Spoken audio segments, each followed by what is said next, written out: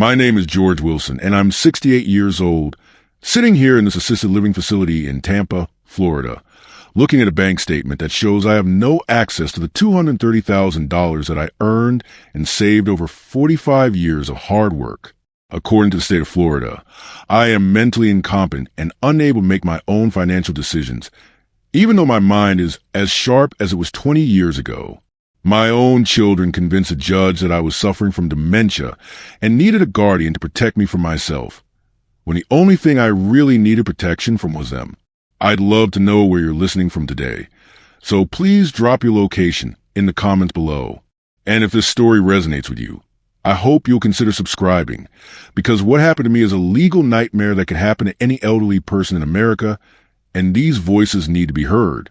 Let me start by telling you who I really am, not the confused, helpless old man my children painted me as in court. I'm a retired mechanical engineer who worked for NASA's Kennedy Space Center for over 4 decades. I helped design and maintain the systems that sent astronauts to the moon and supported countless space missions. My mind, despite what my children claim, is still sharp enough to solve complex engineering problems, manage detailed financial calculations, and remember technical specifications that would challenge people half my age. I raised 3 children with my late wife Martha in a beautiful house overlooking Tampa Bay. David is 45 and works as a corporate lawyer in Miami. Susan is 42 and runs her own marketing company in Orlando. Jennifer is 39 and teaches at the University of Florida. All 3 of them have successful careers and comfortable lives, built partly on the foundation of education and opportunities that Martha and I provided through years of sacrifice and careful financial planning. For the past 5 years, since Martha died of ovarian cancer, I've been living independently in our family home, a spacious 4-bedroom house that we bought 30 years ago and paid off through disciplined saving and smart investments. I maintained a house perfectly, handled all my own financial affairs, managed a substantial investment portfolio, and live an active, independent life without any assistance from anyone. My financial situation was actually quite good for a man my age. In addition to my NASA pension and Social Security, I had accumulated over $200,000 in savings and investments. I owned my house outright, had no debts, and was financially secure enough to help my children when they needed it and plan for any care I might need as I age further. The problems began about 2 years ago when my children started expressing what they call concerns about my living situation. David, always the most assertive of my children, began suggesting that the house was too big for me to maintain alone. During family gatherings, he would point out minor maintenance issues that he claimed were safety hazards, even though I was perfectly capable of handling routine home repairs and hired professionals for anything beyond my capabilities. Susan joined the campaign with concerns about my finances, suggesting that managing investments and paying bills was becoming too stressful for someone my age. She offered to help me simplify my financial affairs, which I politely declined since everything was organized exactly the way I wanted it. My investment portfolio was performing well. My bills were always paid on time, and I had detailed records of all my financial transactions. Jennifer took a different approach, focusing on what she called my social isolation. She worried that I was becoming lonely and depressed living alone in such a large house, and she suggested that I might be happier in a retirement community where I could socialize with people my age. When I explained that I had plenty of friends and activities and preferred the independence of my own home, she seemed disappointed rather than relieved. I should have recognized these conversations as the beginning of a coordinated campaign. But at the time, I interpreted them as normal family concern for an aging parent. I thought my children were just worried about me and wanted to help, even if their suggestions weren't necessary or welcome. I had no idea they were building a case for legal action. The intensity of their campaign increased after a minor incident last fall that they would later use as ammunition against me. I had been working in my garage workshop, building a bookshelf for my neighbor's granddaughter, when I accidentally cut my finger on a table saw. It was a small cut that required only a few stitches, but I had to go to the emergency room because it wouldn't stop bleeding. When David heard about the accident, his reaction was completely disproportionate to the severity of the injury. He acted as if I had nearly killed myself, as if this minor workshop accident proved that I was no longer capable of living safely on my own. He immediately called Susan and Jennifer, and within hours, all three of them were at my house for what they called an emergency family meeting. During this meeting, my children presented what they called their increasing concerns about my safety and well-being. They cited the workshop accident as evidence of declining judgment and coordination. They pointed to the fact that I sometimes forgot to lock the back door at night, though I argued that in our safe neighborhood, this was hardly a major security risk. They mentioned that my lawn wasn't as perfectly manicured as it used to be, ignoring the fact that I'm 68 years old and perhaps shouldn't be expected to maintain the same physical standards I did in my 50s. When I defended myself and insisted that I was perfectly capable of continuing to live independently, their arguments became more aggressive and personal. David suggested that I was in denial about my limitations, that people with cognitive decline often lack insight into their own condition. Susan added that they were seeing changes in my behavior and decision-making that concerned them as my children.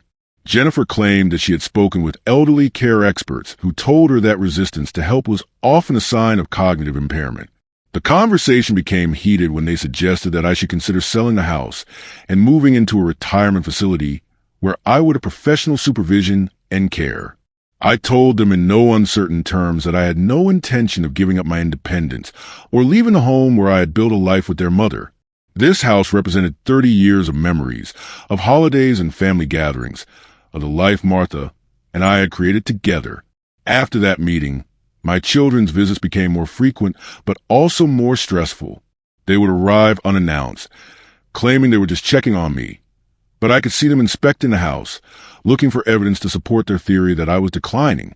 They would ask me repeated questions about my daily routine, my medications, my social activities, as if they were conducting some kind of assessment. What I didn't realize at the time was that my children had already consulted with attorneys about having me declared mentally incompetent. They had researched the legal process for obtaining guardianship over an elderly parent, and they were systematically building a case based on their observations and interpretations of my behavior. The first sign that something more serious was happening came when I received a call from Dr. Patricia Hendricks, a psychologist I had never heard of, asking to schedule an appointment to evaluate my cognitive function. She explained that my children had requested this assessment out of concern for my mental health and safety. When I asked why such an evaluation was necessary, she said it was just a precautionary measure to ensure I was receiving appropriate care. I was confused and somewhat offended by this request, but I agreed to the evaluation because I was confident that it would prove my mental competence and put an end to my children's concerns. I had nothing to hide and no reason to fear a psychological assessment. I was intelligent, articulate, and fully capable of demonstrating my cognitive abilities to any professional. The evaluation session was held at Dr. Hendricks' office and lasted about 3 hours. She administered various cognitive tests, asked detailed questions about my daily life and decision-making processes, and had me complete several written assessments. Throughout the session, I felt confident that I was performing well and demonstrating my mental sharpness. Some of the questions seemed designed to catch me in moments of confusion or uncertainty. She asked me to remember lists of words, solve mathematical problems, recall details from stories she read to me, and describe my daily routines in great detail.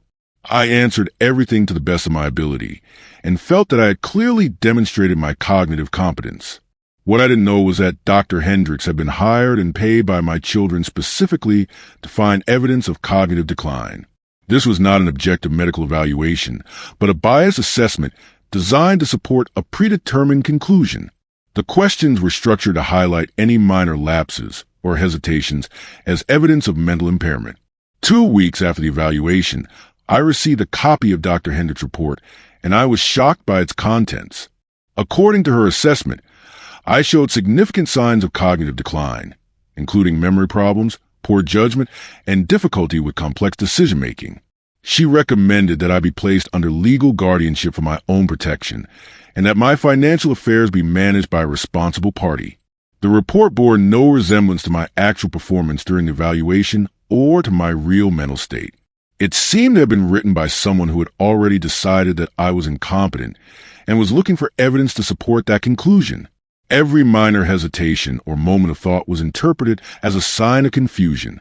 Every question about the purpose of the evaluation was characterized as paranoia or defensive behavior. I immediately called my children to express my outrage at this biased and inaccurate assessment. Their response was calm and condescending, as if I were a confused old man who couldn't understand what was best for him. David explained that Dr. Hendricks was a respected professional whose opinion carried significant weight in legal proceedings. Susan added that the family had to take her recommendation seriously, regardless of my personal feelings about the evaluation.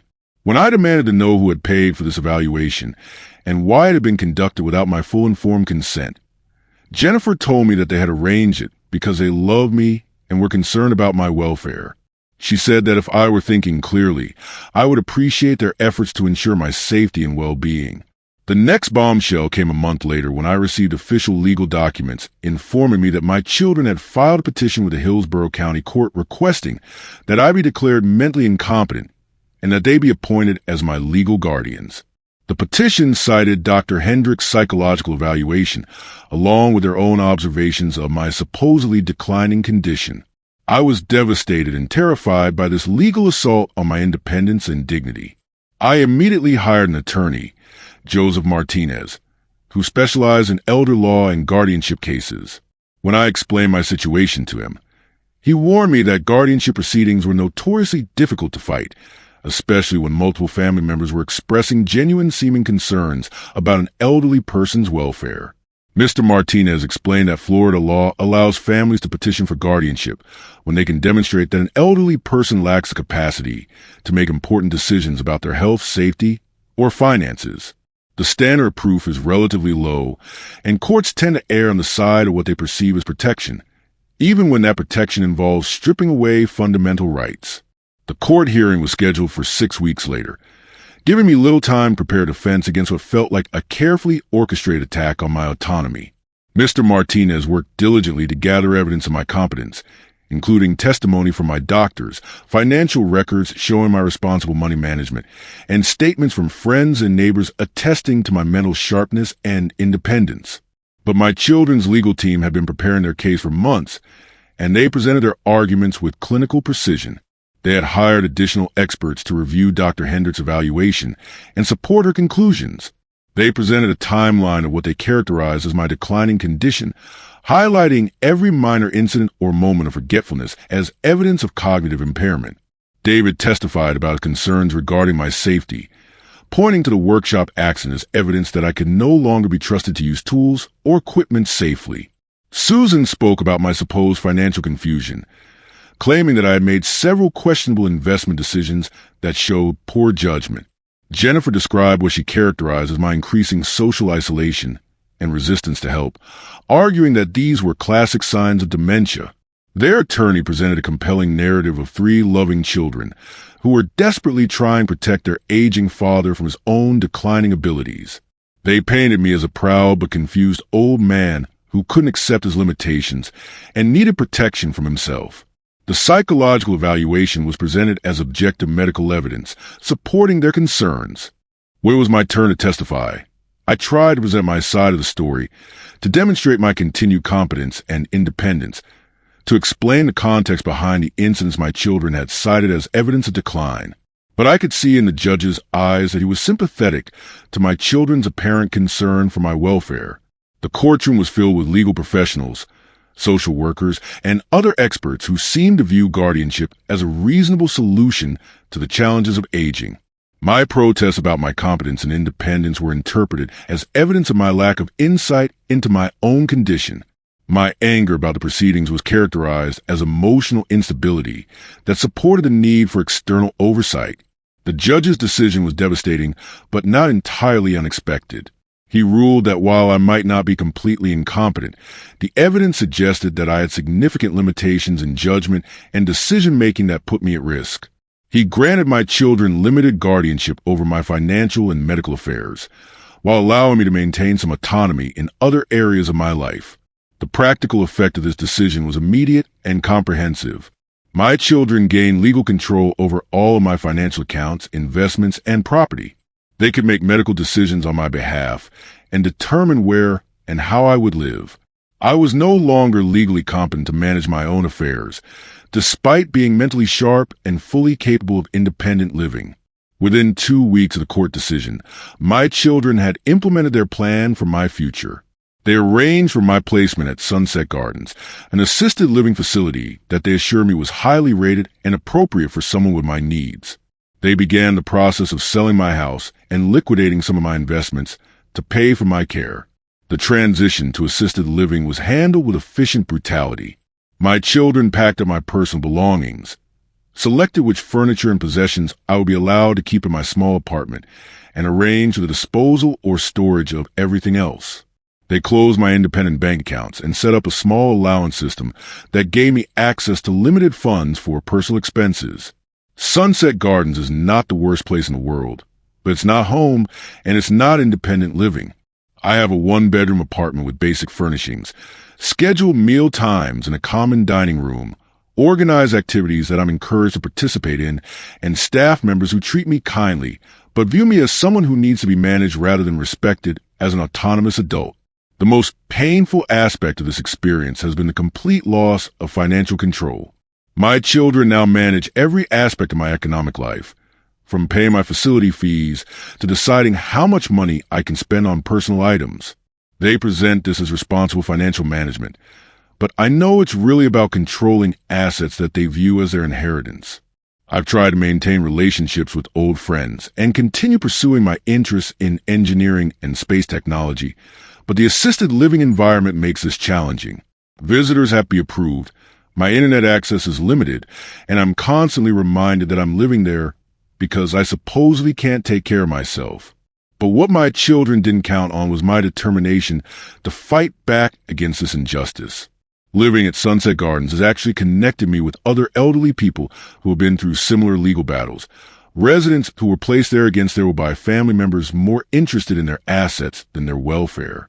I've been documenting everything that has happened, keeping detailed records of my cognitive abilities, my daily activities, and the circumstances that led to my guardianship. I've been researching legal options for challenging guardianship arrangements, and I've been quietly building a case for my own competence and independence. More importantly, I've been working with other residents to expose the systemic problems with Florida's guardianship laws. We discovered that thousands of elderly Floridians are trapped in similar situations, declared incompetent by biased evaluations, and stripped of their rights by family members or professional guardians who profit from their dependency.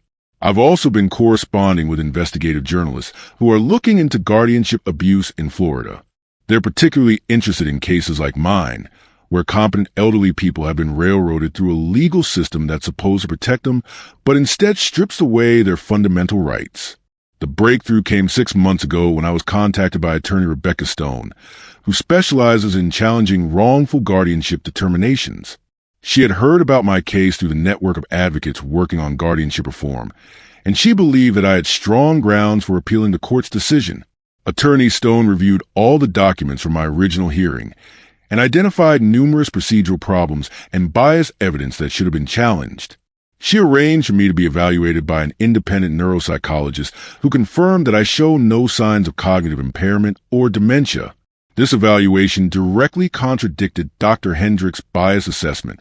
We've also uncovered evidence that Dr. Hendricks has a pattern of finding cognitive decline in elderly clients whose families are seeking guardianship, and that she receives substantial fees for providing evaluations that support these legal actions. This raises serious questions about the objectivity and ethics of her assessments. Most significantly, we've discovered that my children have been planning this guardianship action for over a year before they initiated it, consulting with attorneys, and developing strategies for gaining control of my assets. Email communications between them reveal that their primary concern was not my welfare, but ensuring that my money would be preserved for their inheritance. Attorney Stone has filed a comprehensive appeal challenging my guardianship on multiple grounds: the biased psychological evaluation, the procedural violations in the original hearing, the new evidence of my cognitive competence, and the documentation of my children's financial motivations.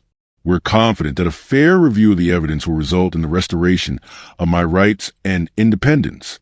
But even more encouraging than the legal progress has been the broader impact of our advocacy efforts. The media attention on guardianship abuse in Florida has prompted legislative hearings and proposed reforms that would better protect elderly people from exploitation by their own families. My story has become part of a larger movement demanding accountability and transparency in the guardianship system. I've also reconnected with former NASA colleagues who were shocked to learn about my situation and who provided character testimony, supporting my competence and independence. The engineering community has rallied around me, providing both emotional support and financial assistance for my legal battle. The relationships I've built with other residents at Sunset Gardens have also been unexpectedly rewarding. While I hope to regain my independence soon, I've discovered a community of intelligent, experienced people who have been marginalized by a system that views aging as synonymous with incompetence. We support each other, share our knowledge and experiences, and work together to challenge the assumptions that led to our involuntary placement. My children occasionally visit, maintaining the pretense that everything they did was for my own good. They bring flowers and update me on family news as if our relationship hadn't been fundamentally altered by their betrayal. They seem to genuinely believe that they rescue me from myself, that I'm better off under their control and supervision. But I can see in their interactions with the staff and in their comments about the facility that they're primarily concerned with the cost of my care and how it affects their inheritance. They've sold my house for a substantial profit, liquidated some of my investments, and positioned themselves to benefit financially from the guardianship arrangement they forced upon me. The legal appeal process is moving forward, and I'm optimistic about the outcome. Attorney Stone believes we have strong grounds for overturning the original guardianship decision and restoring my independence. The new psychological evaluation, the evidence of procedural violations, and the documentation of my children's financial motivations should be enough to convince an appeals court that a serious injustice was committed. More importantly, I've learned that I'm not alone in this fight. There are organizations dedicated to protecting elderly rights, advocacy groups working to reform guardianship laws, and legal professionals who understand that age alone should not be grounds for stripping away fundamental freedoms. My story has become part of a larger conversation about how society treats its elderly members and whether current legal protections actually serve the people they're supposed to help. I've had the opportunity to testify before legislative committees, speak at conferences about elder rights, and contribute to efforts that will hopefully prevent other families from going through what I've experienced. That's my story. How my own children use fake psychological reports and biased legal proceedings to steal my independence and control my money, but how I'm fighting back to reclaim my rights and expose the system that enabled their betrayal. Sometimes the people who claim to be protecting you are the ones you need protection from, but sometimes, if you're determined enough and find the right allies, you can still fight back and win.